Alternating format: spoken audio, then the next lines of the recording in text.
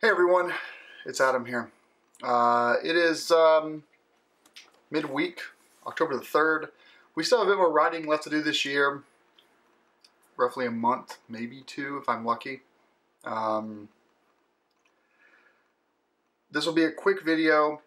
I don't know how this looks. I don't have any sort of like, preview.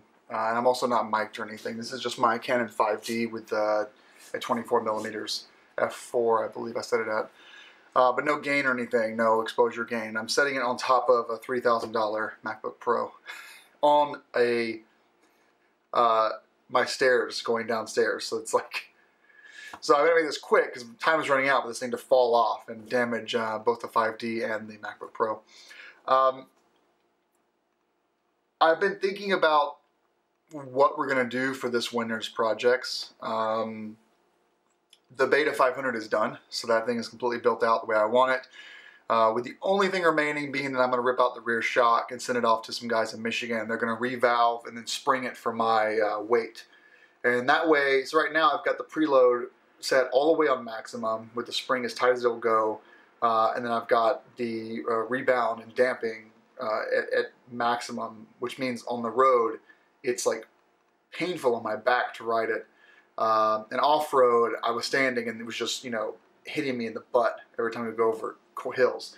So that's going to be much more comfortable next year, but I'm not going to, I'll do a video on removal of the spring, but I'm not going to do anything else regarding that. So the Beta is done, and with only 75 hours on the motor, it doesn't need a top end, doesn't need any work right now. So it's pretty much good just to basically change the oil, throw it on a battery tender, and stick it in the corner until next year. As all of you know now, the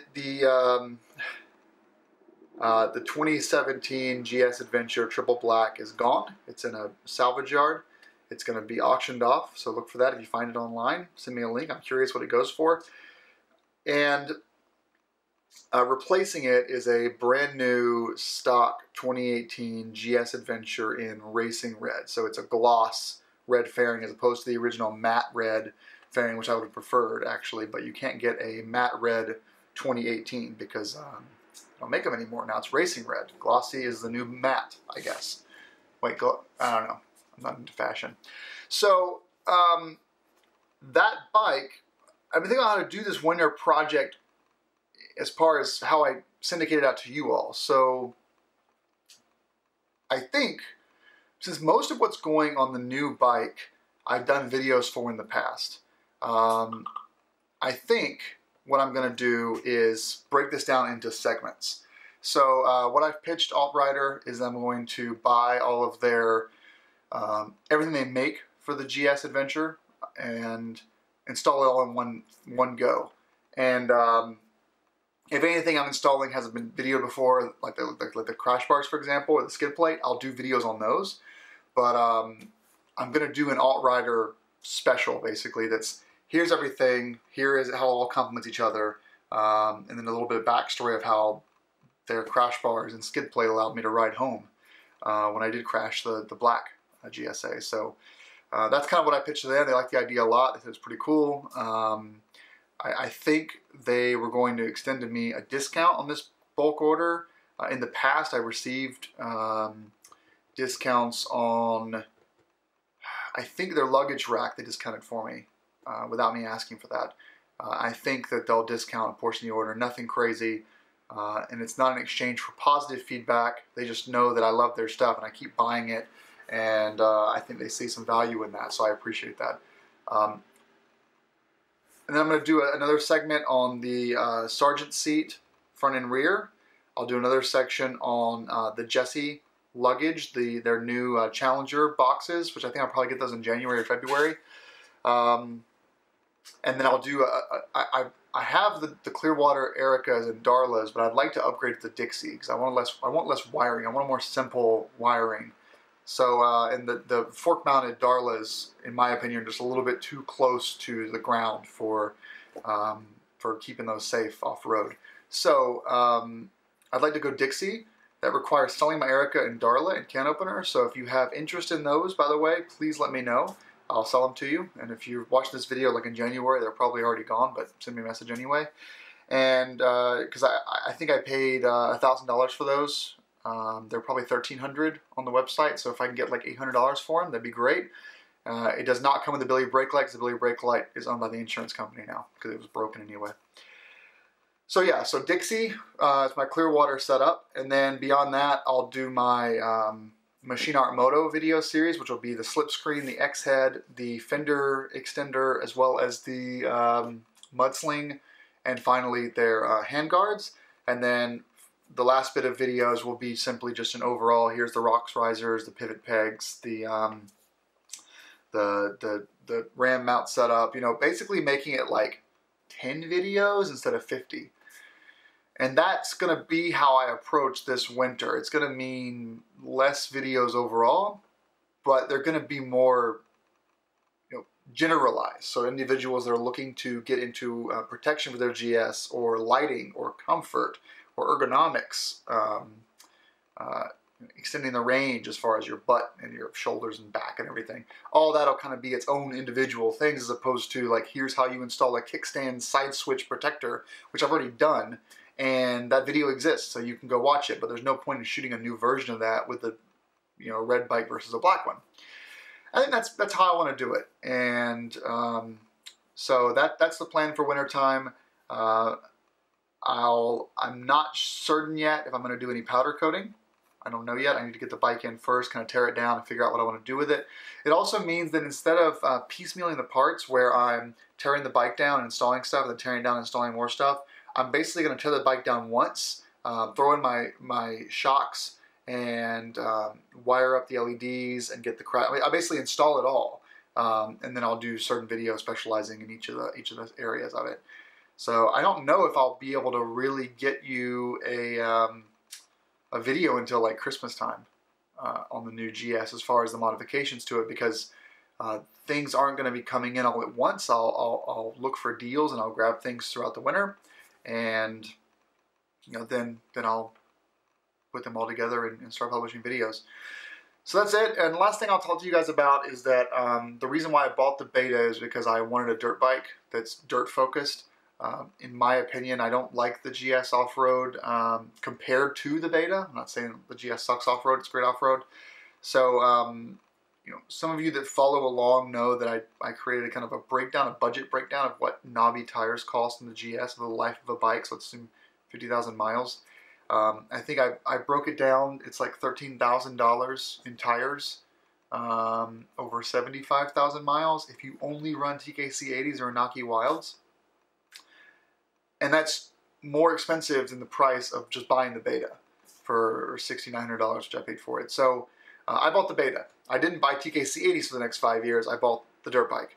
And that means that the new GS Adventure is going to be primarily on-road, meaning it's probably going to live its entire life with TKC 70s or Inaki 3s, or maybe Moto Z Tractionators if we're doing an overland kind of trip where we're going to be gone for a week, and who knows what kind of terrain we're going to be getting into. But I really want to focus on longevity in my tires, and on-road traction, wet traction, comfort. And so this GS will be more street built. And sorry, I feel, you know, like I'm letting you guys down, because I do, you know, take my bike to crazy places, but I just, you know, riding 14,000 miles a year on knobbies, I can't afford it. And, you know, you sacrifice so much on road for that off-road time that you're there 20% of the time. So spending like 2% of my time off-road on the GS and the rest, the off-road time being in the Beta, is just going to work for me much better. So leaves are changing. Peak foliage in New Hampshire is probably going to be for the northern parts of New Hampshire this weekend, so the 6th, 7th, and for where I live, probably the 12th to 15th will be peak foliage this year. We are getting into the 38 to 40 degrees at night, so that does mean that it's going to be, you know, 4 more weeks of riding, maybe 6 at the most. And this year I have a hard rule for myself. I'm not going to ride my bikes after it snows. I'm not going to ride my bikes with salt in the ground, because it did rust start to show some rust on the GS Adventure last year when I rode through to December and started riding again in February. That was a mistake. I shouldn't have done that. So if there's still salt in the road, we're not riding. And that's it. So thanks everyone for your support. I'm fine, by the way. I know you've seen these crash videos. I'm totally fine. While I'm recording this, actually, you guys are gonna like laugh at me. 1, 2, 3. While recording this on the 3rd of October, you probably won't see this till the 20th, actually. So we've got 1, 2, 3, 4, 5, 6, 7, 8, 9, 10, 11, 12 videos, 13 including this one, that are queued up to go up before this video goes up. So you'll probably see this around Halloween time, probably. And the reason for that, as I mentioned in a video a couple of weeks ago, or 4 weeks ago now that you're seeing this, was that I wanted insurance to get done with all their stuff before I put up more videos. As you've all seen by now, there was nothing crazy about the crash, but I didn't want that to impact anything with insurance. I wanted to make sure I get this all behind me and then back to your regularly scheduled program. Not that I feel guilty, it's just it's a good idea to keep things internal and talk directly with insurance as opposed to letting people out in the world decide if I'm a good rider or not. That's it, and that's all. He's over here chilling out, and you can see Porter and he's on there sleeping. House is a mess, but that's what we're gonna do today. We're gonna clean house. And after that, I'm taking the trailer over to Harry's house to pick up his CSC because it died at the Cro-Mag rally. Take his bike over to the mechanic and have it worked on. We worked on it last weekend for a few hours, and we could not get. We've got spark.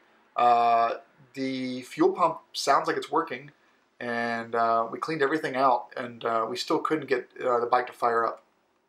So I'm helping him out, trailering that over there, and then tonight on the Beta, because I put 400 miles on it last weekend, we're doing chain, we're doing air filter, oil and gear oil, motor oil and gear oil, and then a full cleaning. You don't want those bikes to get dirty. You don't want to ride them dirty. You really need to take care of them. The dirt bikes are temperamental. That's it. That's it. Thanks guys for your support and for watching, and happy fall to all of you. Hope you're having a great fall weather. The camera hasn't fallen over yet, so I consider this a win. And I probably was out of focus the entire time as I started leaning back. So sorry, now we're in focus again. This thing doesn't autofocus. It's the 5D Mark III, which is fantastic for photography. And the optics are really good for like static video, but it's not a video camera. The only problem is my iPhone XS, I call it the XS, is not doing too well with the camera. It's not focusing correctly. So, yeah, I hope you guys have a good week, though. And thanks for watching, and I'm sorry for the lack of videos at this time of recording. By the time you've seen this, you've seen tons of videos. And, yeah. I still want to do a video talking about the crash and how it works with insurance. That's going to be a whole other video, so stay tuned for that. That's going to be coming up pretty soon. All right, guys, rock on. Thanks for watching.